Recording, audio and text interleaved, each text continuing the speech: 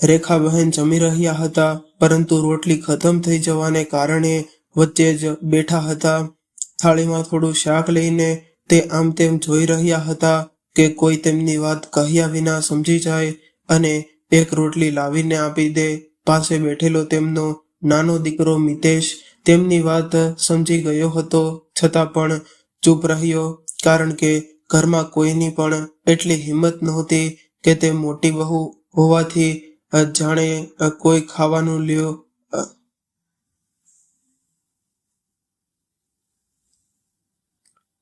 કે મોટી વહુ હોવાથી જાતે જ કોઈ ખાવાનું લે. થોડી વાર બેઠા રહ્યા પછી રેખા બહેને જ હિંમત ભેગી કરીને કહ્યું કે કાજલ વહુ, 2 રોટલીથી પેટ નથી ભરાણું, જરા એક રોટલી વધારે આપો. એટલું સાંભળતા જ કાજલ કઠોર અવાજમાં બોલી, બસ બસ માજી, તમારી તબિયત પહેલેથી જ ખરાબ રહે છે કે 2 રોટલી તમારા માટે ઓછી નથી, જેટલું ગાંધ્યું જેટલું બધું છે. આ સાંભળીને રેખા બહેન પાસે બેઠેલા તેમના મોટા દીકરા રાકેશ તરફ આશાભરી નજરથી જોવા લાગ્યા કે કદાચ તે કંઈક બોલશે, પણ રાકેશ તો એવી રીતે ખાવામાં જ ઝૂકેલો હતો કે જાણે તેણે કોઈ વાત સાંભળી જ ન હોય. આ જોઈને રેખા બહેન કંઈ બોલ્યા નહીં અને હાથ લૂછીને ઊભા થવા લાગ્યા. પણ ત્યારે જ નાના દીકરા મિતેશે તેની ભાભીને કહ્યું કે ભાભી, જ્યારે માં આખો દિવસ ઘરનું કામ કરે છે ત્યારે તો તમને તેમની તબિયતનો જરા પણ અહેસાસ નથી થતો. તમને ખબર પણ છે કે જો માં ભૂખ્યા રહેશે તો પછી આખી રાત તેમને ઊંઘ નહીં આવે. તેમને એક રોટલી વધારે આપી દો. એટલું સાંભળતા જ કાજલ ચીસ પાડીને બોલી કે તું વધારે માનો લાડકો ના બનીશ. આ ઘરમાં જે કંઈ પણ થઈ રહ્યું છે તે મારી આંખોથી છુપાયેલું નથી. તમે બંને મા દીકરા મફતની રોટલીઓ તોડો છો. તમારા ભાઈ કેટલી મહેનત કરે છે તેવો તો તમને અહેસાસ જ નથી. તમે હજી સુધી નોકરી શોધવામાં નિષ્ફળ રહ્યા છો. પહેલા કંઈક કામ કરી લ્યો, પછી મોટી મોટી વાતો કરો. નકાજના દુશ્મન અનાજના. ભાભીની વાતો સાંભળીને મિતેશને ખૂબ જ ખરાબ લાગ્યું, પણ છતાં પણ તે ચૂપ રહ્યો. તેણે તેની મા તરફ જોયું તો રેખા બહેન પણ ભીની આંખોથી તેની સામે જોઈ રહ્યા હતા. તેને તેની માની ભૂખ સહન ન થઈ એટલે એણે પોતાની થાળીમાંથી એક રોટલી ઉપાડીને રેખા બહેનની થાળીમાં મૂકતા કહ્યું કે માં, તમે આ રોટલી ખાઈ લ્યો. આજે હું એક રોટલી જ ખાઈ લઈશ. આ જોઈને કાજલ વધારે ગુસ્સામાં આવી ગઈ. તેણે રેખા બહેનની થાળીમાંથી તે રોટલી ઉપાડી અને ફર્શ પર ફેંકતા કહ્યું, તને મારી વાત સમજમાં નથી આવી? જ્યારે મેં કહ્યું કે વધારે ખાવાનું નથી આપવાનું તો મતલબ નથી આપવાનું. હવે રહો તમે પણ ભૂખ્યા. મોટા આવ્યા હતા માના ચમચા. આ સાંભળીને મિતેશની આંખોમાં પણ આંસુ આવી ગયા. તેણે તેની ભાભીને કહ્યું કે ભાભી, તમારામાં તો માનવતા નામની કોઈ વસ્તુ જ નથી. કોઈની થાળીમાંથી આવી રીતે રોટલી ઉપાડીને ફેંકે ખરું? મિતેશનું એટલું કહેવું હતું કે તેના મોટા ભાઈ રાકેશે તેને ગુરકીને કહ્યું કે તારી ભાભીની માફી માંગ. મિતેશ તડપીને બોલ્યો કે ભાઈ, જ્યારે ભાભી મા સાથે અન્યાય કરી રહ્યા હતા ત્યારે તો તમે મૂંગા બેઠા હતા અને હવે અચાનક તમને અહેસાસ થઈ ગયો કે કંઈક ખોટું થઈ રહ્યું છે. તમે કેટલા જોરુના ગુલામ થઈ ગયા છો. તમને તમારી માનો જરા પણ ખ્યાલ નથી. મિતેશની વાત સાંભળીને રાકેશ સાથી લાલોચણ થઈ ગયો. તેણે ઉઠીને મિતેશના ગાલ પર એક જોરદાર તમાચો ઝીકી દીધો અને ચીસ પાડીને બોલ્યો કે મેં તારી બદનામી બહુ સહન કરી છે. હવે તારા માટે એ જ સારું છે કે અહીંથી નીકળી જા, નહીં તો મારાથી ખરાબ કોઈ નહીં હોય. મિતેશ દર્દથી કંપી ઉઠ્યો અને તેની આંખોમાં આંસુની જગ્યાએ હવે માત્ર ગુસ્સો હતો. તેણે કડવા સ્વરમાં કહી અને સાચું કહ્યું કે ભાઈ, તમારાથી ખરાબ તો કોઈ હોય પણ ન શકે. જે ચૂપચાપ બેસીને પોતાની માનું અપમાન જોતો રહે, તેનાથી ખરાબ માણસ બીજો કોઈ હોઈ શકે. એટલું સાંભળતા જ રાકેશનો ગુસ્સો વધુ ભડક્યો. તેણે મિતેશના ગાલ પર બીજો તમાચો ઝીક્યો અને ધક્કો મારીને તેને ઘરની બહાર કાઢી મૂક્યો. મિતેશ અવાજ ઊભો કરી રહી ગયો. તેને આ વાતની બિલકુલ અપેક્ષા નહોતી. રેખા બહેન પણ ચૂપચાપ ઊભા રહીને બધું જોઈ રહ્યા હતા. તેમણે હિંમત ભેગી કરીને કહ્યું કે રાકેશ બેટા, તને શું થઈ ગયું છે? તું તારા ભાઈને આમ ઘરમાંથી ના કાઢી શકે. આ ઘર તેનું પણ છે. તમારા બંનેનો બરાબર હક છે આ ઘર પર. રાકેશ ગુસ્સામાં આવીને કહ્યું કે માં, જો તમને તમારા નાના દીકરાની આટલી બધી ચિંતા હોય તો તમે પણ તેની સાથે ચાલ્યા જાઓ. કહેતા તેણે તેની માને પણ ધક્કો મારીને ઘરની બહાર કાઢી મૂક્યા. હવે તો મિતેશ માટે વધુ મુશ્કેલ થઈ ગયું હતું. તેને પોતાની કોઈ પરવાહ નહોતી. તે તો ગમે ત્યાં રહી શકતો હતો. રસ્તા ઉપર પણ રાત વીતવા આવી શકતો હતો. પણ પોતાની માને ક્યાં રાખશે? આ વિચારીને તે અંદરને અંદર ગભરાઈ રહ્યો હતો. તેણે પોતાની માનો હાથ પકડીને કહ્યું કે માં, તમારે આમ ઘર છોડીને નહોતું આવવું. એ તમારા સ્વર્ગસ્થ પતિનું ઘર છે. તમે ત્યાં જ રહેતા. હવે હું તમને ક્યાં લઈને ભટકતો રહીશ? મારી પાસે તો રહેવાની કોઈ જગ્યા પણ નથી. મિતેશની વાત સાંભળીને રેખાબહેનની આંખો ભરાઈ આવી. તેમણે કહ્યું કે તું ચિંતા ન કર બેટા, તારી સાથે તારી માં છે. ભગવાન જરૂર કોઈ ચમત્કાર કરશે.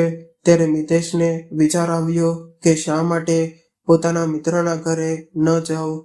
પછી કોઈ નાની મોટી નોકરી મળી જશે તો ભાડાનું ઘર જોઈને માને ત્યાં લઈ જઈશ. બાકી હમણાં માને લઈને ક્યાં રખડતો ફરીશ. એ જ વિચારીને તે પોતાની માને લઈને પોતાના એક મિત્રના ઘરે ગયો. મિત્ર પણ તેની મજબૂરી સમજી ગયો હતો. એટલે તેણે તેમને પોતાના ઘરમાં આશરો આપી દીધો. મિતેશે તેને કહ્યું કે મને અહીં માત્ર 2 દિવસ માટે રહેવાની જગ્યા આપી દે, પછી હું ચાલ્યો જઈશ. મિત્ર હસીને બોલ્યો કે કંઈ વાંધો નહીં મિતેશ, હું તારો મિત્ર છું. તું મારી સાથે આવ્યો છે, જ્યાં સુધી ઈચ્છે ત્યાં સુધી અહીં રહી શકે છે. મિતેશ સમજી ગયો હતો કે તેના મિત્રએ તેને રહેવા માટે તો કહી દીધું છે, પરંતુ તે પણ તેની જેમ ગરીબીમાં જીવી રહ્યો હતો. વધારે દિવસ સુધી તે તેમનો ખર્ચ નહીં ઉપાડી શકે અને પછી અમિત અને કોઈના પર બીજો બોજ બનવા નહોતો માંગતો. એટલે પોતાની માને ત્યાં જ છોડીને તે સવારમાં જ નોકરી શોધવા નીકળી ગયો.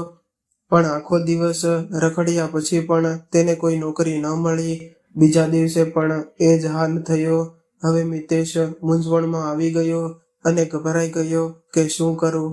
તેણે પોતાના મિત્ર પાસે માત્ર 2 દિવસનો સમય માંગ્યો હતો, પરંતુ હવે તેને ત્યાં આવ્યાને 3 દિવસ થઈ ચૂક્યા હતા, છતાં પણ નોકરી નહોતી મળી રહી. ત્રીજા દિવસે મિતેશ વિચારીને ઘરેથી નીકળ્યો કે આજે છેલ્લી વખત નોકરી જોવા જઈ રહ્યો છું. જો મળી ગઈ તો સારું છે, નહીં તો પોતાની માને લઈને મિત્રના ઘરેથી નીકળી જઈશ. આગળ જે ભગવાને મંજૂર હશે તે થશે. એ વિચારતા તે ફરીથી નોકરીની શોધમાં નીકળી પડ્યો. બપોર થઈ ગઈ, પરંતુ છતાં પણ તેને કોઈ સારો જવાબ ન મળ્યો. થાકી હારીને મિતેશ રસ્તાના કિનારે બેસી ગયો. ત્યારે જ તેની નજર એક દિવાલ પર ચોટેલા કાગળ પર પડી, જેના પર લખેલું હતું કે એક હોસ્પિટલમાં પટ્ટાવાળાની જરૂર છે, પગાર 6,000 રૂપિયા, રહેવાની વ્યવસ્થા મફત. આ વાંચીને મિતેશની આંખોમાં આંસુ આવી ગયા. તેણે પોતાની જાતને કહ્યું કે મિતેશ, આ નોકરી તારા માટે નથી. તે તો MBA કર્યું છે, તો શું હવે તું એક પટ્ટાવાળાની નોકરી કરીશ? તેનું દિલ લોહીના આંસુ રોવા લાગ્યું. પરંતુ ત્યારે જ માનો ચહેરો તેની આંખો સામે ફરી વળ્યો અને પછી કંઈ પણ વિચાર્યા વિના તે ત્યાંથી ઊભો થઈ ગયો અને એ સરનામા પર જઈ પહોંચ્યો જ્યાં પટ્ટાવાળાની જરૂર હતી. ત્યાં પહોંચીને મિતેશે હોસ્પિટલના સ્ટાફને કહ્યું કે હું પટ્ટાવાળાની નોકરી માટે આવ્યો છું. બધા લોકો આશ્ચર્યથી મિતેશ તરફ જોવા લાગ્યા, કારણ કે તેનો ચહેરો, મોઢું જોઈને તે કોઈ સારા ઘરનો લાગી રહ્યો હતો. પરંતુ તેમણે કંઈ કહ્યું નહીં અને તેને ઇન્ટરવ્યૂ માટે ડોક્ટર પાસે મોકલી દીધો. જ્યારે ડોક્ટરે મિતેશની ફાઇલ જોઈ તો તે પણ આશ્ચર્યચકિત થઈ ગયો અને કહેવા લાગ્યો કે તું MBA કર્યું છે અને તું એક પટ્ટાવાળાની નોકરી કરવા માંગે છે. આ નોકરી તો એ લોકો માટે હોય છે જેઓ અભણ હોય છે અને પોતાની મહેનતથી રોજીરોટી કમાવા માંગે છે. અને કહે તો તું આ કેમ કરવા માંગે છે? આ સાંભળીને મિતેશની આંખોમાં આંસુ આવી ગયા. તેણે કહ્યું કે ખૂબ જ મજબૂર છું ડોક્ટર સાહેબ. ઘણી જગ્યાએ ઇન્ટરવ્યૂ આપવા ગયો પણ કંઈ પણ હાથ ન લાગ્યો. મને આ સમયે નોકરીની સખત જરૂર છે. પછી ભલે તે એક પટ્ટાવાળાની નોકરી કેમ ન હોય. તેની મજબૂરી સમજીને ડોક્ટરે પણ તેને પટ્ટાવાળાની નોકરી આપી દીધી અને હોસ્પિટલની પાછળ બનેલા ફ્લેટમાંથી એક ફ્લેટ રહેવા માટે પણ આપી દીધો. મિતેશને સમજાતું નહોતું કે આ તેના માટે ખુશીનો મોકો છે કે પછી ઉદાસીનો ખેર. જે પણ હતું તે ઘરે આવ્યો અને પોતાના મિત્રનો આભાર માનતા બોલ્યો કે તે આ મુશ્કેલ સમયમાં મારો સાથ આપ્યો અને મને તારા ઘરમાં રહેવાની જગ્યા આપી. એ માટે તારો ખૂબ ખૂબ આભાર. પરંતુ હવે હું મારી માને અહીંથી લઈને જઈ રહ્યો છું, કારણ કે મને એક હોસ્પિટલમાં નોકરી મળી ગઈ છે. આ સાંભળતા જ મિતેશનો મિત્ર હસતા હસતા બોલ્યો કે તું મને મૂર્ખ ના બનાવ. ભણતર તારું MBA નું છે તો પછી હોસ્પિટલમાં તને નોકરી કેવી રીતે મળી ગઈ? મિતેશ તે માથું નમાવીને જવાબ આપ્યો કે મને પટ્ટાવાળાની નોકરી મળી છે. આ સાંભળતા જ તેના મિત્રની આંખોમાં પણ આંસુ છલકાઈ આવ્યા. તે ભાવુક થઈને બોલ્યો કે યાર મિતેશ, મારું ઘર તારા માટે હંમેશા ખુલ્લું છે, પણ પોતાની જાત પર આટલો અત્યાચાર ન કર. તું તારી હિંમત જાળવી રાખ અને સારી નોકરી જરૂર તને મળી જશે. ત્યાં સુધી તું મારા ઘરમાં કોઈ પણ ડર અને સંકોચ વિના રહી શકે છે. મિતેશે હળવી સ્મિત સાથે કહ્યું, તારો ખૂબ ખૂબ આભાર કે તે મને આટલા દિવસ અહીં રાખ્યો, મને દરેક રીતે ખ્યાલ પણ રાખ્યો. હું તારો ઉપકાર જિંદગીભર નહીં ભૂલું. હવે જ્યારે મને રોજી રોટી મળી રહી છે તો હું તેને લાત મારવા નથી માંગતો. એટલે હવે હું મને લેવા આવ્યો છું. મિતેશના મિત્રએ તેને ખૂબ જ રોક્યો, ખૂબ સમજાવ્યો, પણ તે માન્યો નહીં અને પોતાની માને લઈને હોસ્પિટલની પાછળ ફ્લેટમાં શિફ્ટ થઈ ગયો. રેખાબહેને પૂછ્યું કે તને કેવી નોકરી મળી છે બેટા મિતેશ? તે હળવું સ્મિત આપતા કહ્યું, માં એક ઓફિસમાં બેસીને કમ્પ્યુટર પર હિસાબ કરીશ. આ સાંભળીને રેખાબહેન પણ ખુશ થઈ ગયા. મિતેશ પોતાની માને સાચું તો ના કહી શક્યો, કારણ કે તે ટેન્શનમાં આવી જાત અને તેનું બ્લડ પ્રેશર વધી જાત. એટલે તેણે પોતાની માને જૂઠું બોલી દીધું અને બીજા દિવસથી રોજ સવારે કામ પર જવા લાગ્યો. હવે મિતેશ ખૂબ જ રસથી હોસ્પિટલમાં સાફ સફાઈ કરતો અને વિચારતો કે કદાચ મારા નસીબમાં આ જ બધું લખેલું હતું. દરેક માણસ પોતાના નસીબનું જ ખાય છે, તો કદાચ મારા નસીબમાં પણ આ ગરીબી અને ઓછો પગારવાળી નાની નોકરી જ લખેલી હતી. હું તો નકામું જ મોટી મોટી નોકરીઓના સપના જોતો હતો. ખેર, મહિનો પૂરો થઈ જતા જ ડોક્ટરે તેને પોતાની ઓફિસમાં બોલાવ્યો અને પ્રશંસા કરતા કહ્યું કે તારી તરફથી અમને કોઈ ફરિયાદ નથી મળી, એટલે તને 6,000ની જગ્યાએ 8,000 રૂપિયા આપી રહ્યો છું. આ સાંભળીને મિતેશ ખૂબ જ ખુશ થઈ ગયો અને બોલ્યો કે ડોક્ટર સાહેબ, હું તમારો ઉપકાર જિંદગીભર નહીં ભૂલું. મુશ્કેલ ઘડીમાં તમે મને સહારો આપ્યો. કહીને મિતેશ પગાર હાથમાં લઈને હોસ્પિટલની ડોક્ટરની ઓફિસમાંથી બહાર નીકળ્યો અને પૈસા ગણવા લાગ્યો. ત્યારે જ અચાનક તેની આંખોમાં આંસુ આવી ગયા, કારણ કે પોતાના પપ્પાના મળ્યા પછી તેને ક્યારેય પણ 8,000 રૂપિયા એક સાથે નહોતા જોયા. તે તો 500ની નોટને પણ જોવા માટે તરસી રહ્યો હતો. તે બસ વારંવાર એ પૈસા ગણતો જઈ રહ્યો હતો અને વિચારી રહ્યો હતો કે સૌથી પહેલા ઘરમાં રાશન લઈને જશે, કારણ કે ખાવા પીવાની ખૂબ જ તકલીફ થઈ રહી હતી.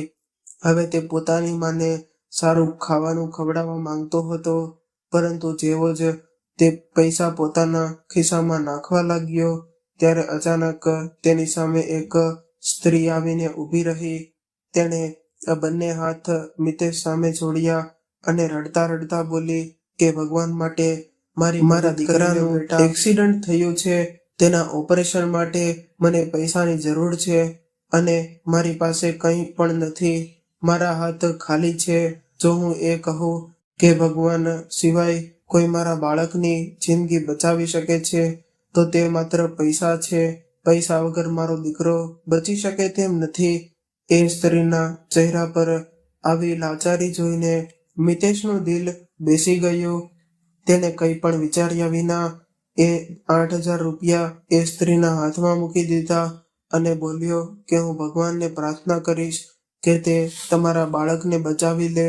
એ સ્ત્રી મિતેશને આશીર્વાદ આપતી આગળ વધી ગઈ અને કોઈ બીજા માણસ સામે હાથ જોડીને પોતાના બાળક માટે પૈસા માંગવા લાગી, પરંતુ એ માણસે સ્ત્રીને ધુપકારીને ભગાડી દીધી. એક ક્ષણે મિતેશના મનમાં આવ્યું કે કાશ મારી પાસે એટલા પૈસા હોત કે હું આ સ્ત્રીની મદદ કરી શકતો હોય. પછી તેના દિમાગમાં એક વિચાર આવ્યો. શા માટે ડોક્ટર સાથે વાત ન કરવી? તે દોડીને ડોક્ટર પાસે ગયો અને હાથ જોડીને બોલ્યો કે સર, મારો દર મહિનાનો પગાર કાપી લેજો, પણ એ સ્ત્રીના બાળકને બચાવી લો. ડોક્ટરે આશ્ચર્યથી પૂછ્યું કે શું લાગે છે? એ સ્ત્રી તારી શું? તે તારા કોઈ સગા માં છે? મિતેશે માથું હલાવીને કહ્યું કે ના સાહેબ, તે મારી કોઈ સગી નથી, પરંતુ હું તેને પોતાના બાળક માટે આ રીતે તડપતી જોઈ શકતો નથી. આ સાંભળીને ડોક્ટરની આંખો પણ ભીની થઈ ગઈ. તેણે કહ્યું કે પોતાની પાસે ખાવા માટે ભોજન નથી અને બીજાની મદદ કરવા માંગે છે. મિતેશ હળવો સ્મિત આપતા બોલ્યો કે સર, જો આપણે કોઈની મદદ કરીશું તો આપણી મદદ ઉપરવાળો કરશે. એટલે તમે મારો પગાર કાપીને એ બાળકની સારવાર શરૂ કરી દો. ડોક્ટરે માથું હલાવ્યું અને તરત જ બાળકની સારવાર શરૂ કરવાનો આદેશ આપી દીધો. આ જોઈને મિતેશને ખૂબ જ ખુશી થઈ ગઈ. તે દોડીને સ્ત્રી પાસે ગયો અને બોલ્યો કે ચિંતા ન કરો, ડોક્ટર સાહેબે તમારા બાળકની સારવાર શરૂ કરી દીધી છે. સ્ત્રી રડતા રડતા બોલી કે પણ મેં તો પૈસા પણ જમા નથી કરાવ્યા, તો સારવાર કેવી રીતે શરૂ થઈ ગઈ? મિતેશ હસતા હસતા બોલ્યો કે મેં ડોક્ટર સાહેબ સાથે વાત કરી લીધી છે. તે તમારા બાળકની સારવાર કરવા માટે તૈયાર થઈ ગયા છે. એટલું સાંભળતા જ એ સ્ત્રી મિતેશના પગમાં પડીને રડવા લાગી અને કહેવા લાગી કે ભગવાન તને એના બદલામાં ખૂબ મોટું ફળ આપશે. ભગવાન કરે કે તું કરોડપતિ બની જા. એ સ્ત્રીની દુઆ સાંભળીને મિતેશ હસવા લાગ્યો અને આગળ વધતા વિચારવા લાગ્યો કે કરોડપતિ બનવું તો ખૂબ જ દૂરની વાત છે. હવે તો 2 ટકની રોટલી ખાવી પણ મારા નસીબમાં નથી લાગી રહી, કારણ કે આજે જે પગાર તેને મળ્યો હતો તે પણ તેણે તે સ્ત્રીને આપી દીધો હતો અને આગામી 5-7 મહિના સુધી મળવાવાળા પગાર માટે પણ તેણે ડોક્ટરને ના પાડી દીધી હતી. આ બધું વિચારતા મિતેશ ઘરે આવી ગયો અને રેખાબહેન તેની રાહ જોઈને બેઠા હતા. તેમણે મિતેશને જોયો અને પૂછ્યું કે બેટા, શું લઈને આવ્યો છે? મિતેશની નજર શરમથી ઝૂકી ગઈ, પણ તેણે માને ખોટું આશ્વાસન આપતા કહ્યું કે માં, મને પગાર આજે નથી મળ્યો, કાલે મળી જશે, તમે પરેશાન ન થાઓ. રેખાબહેને તેની તરફ જોયું અને કહ્યું પણ ગયા વિના સૂકી રોટલી અથાણા સાથે ખાવા લાગ્યા. આ જોઈને મિતેશનું દિલ તૂટી ગયું, પણ તે કરી પણ શું શકતો હતો? તે ખાવાનું ખાધા વિના જ પથારીમાં સૂઈ ગયો. રેખા બહેને મિતેશની ચિંતા પારખીને કહ્યું કે બેટા, ચિંતા ન કર, ભગવાન આપણને ઘણું બધું આપશે, તું ખાવાનું તો ખાઈ લે. મિતેશે ઊંડો શ્વાસ લીધો અને બોલ્યો કે માં, આ ખોટું આશ્વાસન ન આપો. ભગવાન આપણને કંઈ નહીં આપે, આપણે બંને આમ જ જિંદગી વિતાવી દઈશું. રેખા બહેને પ્રેમથી સમજાવ્યો કે ના બેટા, એવું ન બોલ, ભગવાન કા ઘેર દેર હે અંધેર નહીં. તેઓ વાતો કરી રહ્યા હતા કે અચાનક જ દરવાજા પર કોઈએ ટકોરા માર્યો. મિતેશ ઊભો થયો અને દરવાજો ખોલ્યો. સામે બે અજાણ્યા માણસો ઊભા હતા. મિતેશે આશ્ચર્યથી પૂછ્યું કે આપ કોણ છો? હું તમને નથી ઓળખતો. તેમાંથી એક માણસ હસીને બોલ્યો કે ચિંતા ન કર, ભલે તું અમને ન ઓળખતો હોય પણ અમે તને ખૂબ જ સારી રીતે ઓળખીએ છીએ. એમ કહેતા તો તેણે મિતેશના હાથમાં એક ચાવી અને કેટલાય કાગળો પકડાવ્યા અને કહ્યું કે આ તમારા માટે એક સરપ્રાઈઝ છે. ઘરે જઈને આરામથી આ પત્ર વાંચજે. એટલું કહીને તેઓ ત્યાંથી ચાલ્યા ગયા.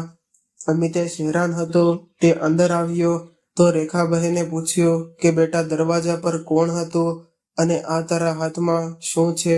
મિતેશે ચિંતિત સ્વરમાં કહ્યું કે માં, બે અજાણ્યા માણસો મને આ પેપર આપી ગયા છે અને કહી રહ્યા હતા કે મારા માટે એક મોટું સરપ્રાઈઝ છે અને પોતાને પણ નથી ખબર કે એમાં શું લખ્યું છે. હમણાં જોઉં છું. એમ કહેતા મિતેશે એક કાગળ ખોલી બોલ્યો અને વાંચવા લાગ્યો કે પત્રમાં લખ્યું હતું, મિસ્ટર મિતેશ, મેં આજે તમને સિટી હોસ્પિટલમાં જોયા. તમે ત્યાં એક પટ્ટાવાળાની નોકરી કરી રહ્યા છો, પરંતુ આજે મેં જોયું કે પગાર મળતા જ તમે એક ગરીબ સ્ત્રીની મદદ કરી હતી. પછી ડોક્ટર સામે આજીજી કરીને સ્ત્રીના બાળકની સારવાર માટે હાથ ફેલાવ્યા. આજે મેં આ બધું જોયું તો હું ખૂબ જ પ્રભાવિત થયો. મેં વિચાર્યું કે તમારા વિશે જાણકારી મેળવવી જોઈએ. જ્યારે મેં ડોક્ટરને પૂછ્યું તો ખબર પડી કે તમે એક ભણેલા ગણેલા યુવાન છો, પણ તમારા ભાઈએ તમને ઘરમાંથી કાઢી મૂક્યા, એટલે તમે મજબૂરીમાં એક પટ્ટાવાળાની નોકરી કરી રહ્યા છો. કાલે સાંજે આ સરનામે પહોંચી જજો. તમારા માટે એક ખૂબ જ મોટું સરપ્રાઈઝ છે. તમારે ત્યારે તમને ખબર પડશે કે આ ચાવીઓ કઈ વસ્તુની છે. આ પત્ર વાંચતા જ મિતેશ ઊંડા વિચારમાં ડૂબી ગયો. આખરે તેને આ રીતે બોલાવનાર કોણ હશે? તેને ડર પણ લાગી રહ્યો હતો, કારણ કે આજકાલ ફ્રોડ ખૂબ જ સામાન્ય થઈ ગયું છે. રેખા બહેને કહ્યું કે મિતેશ, પત્રમાં એવું શું લખ્યું છે કે તું વાંચીને આટલો પરેશાન થઈ ગયો? મિતેશે તેને બધી વાત જણાવી. આ સાંભળીને રેખા બહેન પણ ગભરાઈ ગયા અને બોલ્યા કે ના ના બેટા, તારે ક્યાંય જવાની જરૂર નથી. ચૂપચાપ તારી નોકરી કરતો રહે.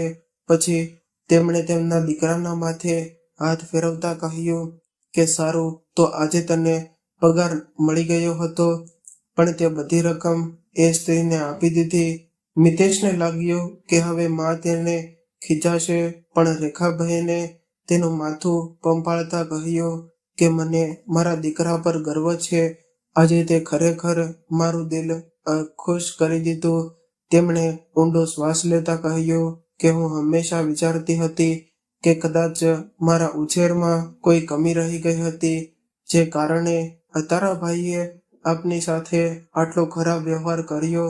પણ આજે મને ખાતરી થઈ ગઈ છે કે મારા ઉછેરમાં કોઈ કમી નહોતી. આ તો રાકેશ અને તેની પત્ની કાજલની નિયત જ ખરાબ હતી. ભગવાનનો આભાર છે કે મારો એક દીકરો ગરીબોની જે મદદ કરવાનું જાણે છે. પોતાની માની વાતો સાંભળીને મિતેશ હસી પડ્યો અને સુવા માટે ચાલ્યો ગયો. બીજા સવારે તે ઉઠીને પોતાની કામે ચાલ્યો ગયો.